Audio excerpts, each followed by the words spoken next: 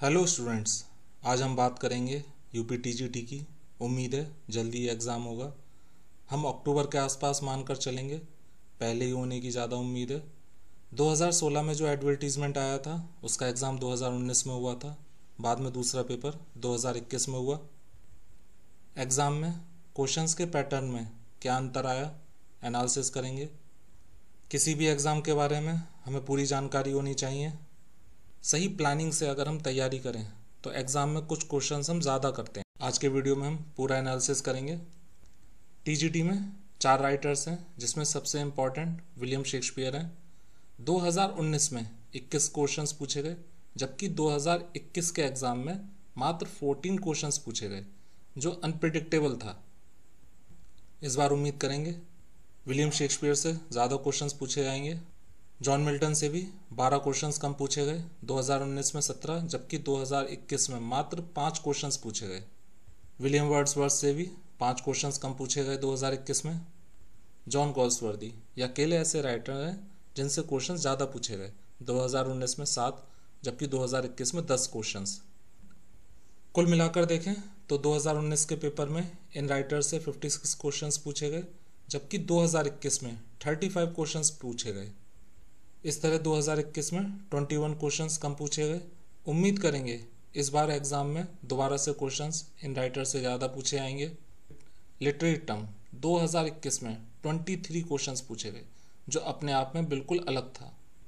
ज़्यादातर candidates literary term पे इतना फोकस नहीं करते। इस वजह से कई स्टूडेंट्स जो अच्छी तैयारी कर रहे थे, जिनकी पकड़ राइटर्स पे अच्छी थी, वो 2021 के पेपर में बाहर हो गए। उन्होंने लिटरेरी टर्म पे फोकस नहीं करा। फिगर ऑफ स्पीच, अगर मैं आपसे कहूँ कि इस बार आप फिगर ऑफ स्पीच पे थोड़ा ज़्यादा ध्यान देना तो गलत नहीं होगा।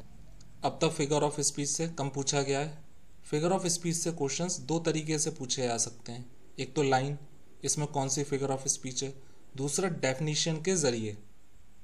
फिगर ऑफ स्पीच में मैं अलग वीडियो बनाऊंगा। एग्जामिनर्स ने ग्रामर पे बैलेंस रखा है, 33 क्वेश्चंस दोनों बार पूछे गए। बस इतना अंतर आया है कि अब कैंडिडेट्स रूल्स को भी पढ़ते हैं, क्योंकि एग्ज़ाम में अब रूल्स भी पूछे आते हैं। Choose one word, antonym, synonym, 2019 में 18 क्वेश्चंस पूछे गए, जबकि 2021 में 7 क्वेश्चंस। इस बार उम्मीद करेंगे कि एंटोनिम सिनोनिम से ज़्यादा पूछे आएँ। ये एक ऐसा टॉपिक है जो स्टूडेंट्स को पेपर में मेरिट में लेकर आता है, और इसकी हमें उम्मीद भी नहीं होती कि कौन सा पूछा जाए और कौन सा नहीं। करेक्ट स्पेलिंग 2019 के पेपर में 7, जबकि 2021 में अनप्रिडिक्टेबल 13 क्वेश्चंस पूछे गए, जिसकी उम्मीद भी नहीं थी। करेक्ट स्पेलिंग सबके लिए बराबर है, इसके लिए कोई अलग प्रिपरेशन की ज़रूरत नहीं है। जो आप पढ़ते हैं उसे ध्यान से पढ़िए। हिस्ट्री, हमें हिस्ट्री पे अब ज़्यादा फोकस करना होगा, क्योंकि दोनों ही बार एक एक क्वेश्चंस पूछा गया है। कौन सा राइटर किस एज में था, कौन सा कंटेम्प्रेरी राइटर था, किस एज में किस चीज़ पे ज़्यादा फोकस करा गया, या फीचर्स, इन चीज़ों को हमें अब डीपली स्टडी करना होगा। उम्मीद है इस बार हिस्ट्री से क्वेश्चंस कुछ ज़्यादा पूछे हैं। आउट ऑफ सिलेबस, कुछ क्वेश्चंस ऐसे हैं जो सिलेबस से बाहर के हैं। अनप्रिडिक्टेबल, इनकी कोई तैयारी नहीं है। बस इतना है कि जब आप लिटरेचर को स्टडी करेंगे तो आपको थोड़ा बहुत नॉलेज हो जाती है। तो कई स्टूडेंट्स इस तरह के क्वेश्चंस को सही कर भी देते हैं।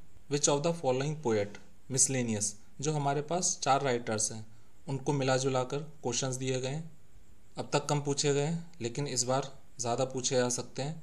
जो हम 4 राइटर्स को स्टडी करते हैं उनमें से ही पूछे जाते हैं, इसके लिए हमें अलग से प्रिपरेशन की ज़रूरत नहीं है। अनसीन पैसेज 2019 में 5, 2021 में 7 क्वेश्चंस पूछे गए हैं। कुल मिलाकर देखें तो कुछ ऐसे टॉपिक हैं जिनसे ज़्यादा पूछे गए 2021 में, जैसे लिटरेरी टर्म, करेक्ट स्पेलिंग। वहीं फिगर ऑफ स्पीच से अब तक कम पूछा गया है, तो उम्मीद करेंगे फिगर ऑफ स्पीच, हिस्ट्री से कुछ क्वेश्चंस एक्स्ट्रा पूछे आएंगे। कुछ क्वेश्चंस को देखते हैं आउट ऑफ सिलेबस या हिस्ट्री से रिलेटेड किस तरह से पूछे गए हैं। 2021 के पेपर में क्वेश्चन पूछा गया था, who among the following writers is known for his epigrammatic prose style. यहाँ पे 4 राइटर्स दिए गए हैं, Thomas Browne, Bacon, doctor Johnson, Addison. ये चारों ही राइटर्स सिलेबस में नहीं है। इस तरह के आउट ऑफ सिलेबस भी क्वेश्चंस 1 या 2 पूछे आ सकते हैं। आपको थोड़ी बहुत नॉलेज होनी चाहिए। तो एपिग्रामेटिक प्रोज स्टाइल, ये प्रोज लिखने का एक स्टाइल था जिसमें छोटी दमदार लाइनें लिखी जाती थी, छोटी लाइन लेकिन उसमें गहरी बात हो। तो एपिग्रामेटिक प्रोज स्टाइल के लिए sir Francis Bacon, B option सही है। Second question, the great artistic movement Renaissance had its full impact on English literature in. Renaissance Italy में शुरू हुआ था 16वीं सेंचुरी के आखिर में। William Shakespeare, Marlowe, John Lyly, Edmund Spenser जैसे राइटर्स थे जो इंग्लिश लिटरेचर को एक नई ऊंचाई पे ले गए। तो इसका आंसर बी सही है। हमें हिस्ट्री की भी नॉलेज होनी चाहिए। Third, the line they also serve who only stand and wait occurs in which of the following poems. बहुत ही इंपॉर्टेंट पोएम है। इसमें जो डी ऑप्शन है ये आउट ऑफ सिलेबस है। डी जॉन किट्स सिलेबस में नहीं है और ये आंसर सही भी नहीं है। यहाँ पे हमारे पास में 3 ऑप्शंस बचे, शेक्सपियर और मिल्टन। शेक्सपियर भी नहीं है। मिल्टन ने ऑन हिज ब्लाइंडनेस पोएम लिखी थी, शॉर्ट पोएम है। इस पोएम की ये फेमस लाइन है। 2016 का एडवर्टीजमेंट जो 2019 में हुआ, इसके क्वेश्चन को देखते हैं। Which famous romantic poet contains the line beauty is truth, truth beauty. ये जो लाइन है ये जॉन कीट्स ने लिखी थी, आउट ऑफ सिलेबस है। तो यहाँ पर हमें नॉलेज होनी चाहिए लिटरेचर की थोड़ी बहुत। तो यहाँ पे डी सही है। Ode on a Grecian urn से ये लाइन ली गई है। Second, lyric has been the most popular form of poetry during. Lyric एक तरीके की पोम या कहें सॉन्ग है जो वाद्य यंत्र के साथ गाया जाता था 18वीं सेंचुरी के आखिर में और 19वीं सेंचुरी की शुरुआत में। लिरिक पॉपुलर थी, पोएट्स ने लिरिक को बहुत यूज़ करा। रोमांटिक राइटर्स विलियम वर्ड्सवर्थ, शैली, जॉन कीट्स, इन सभी ने कई फेमस लिरिक पोएट्री लिखी।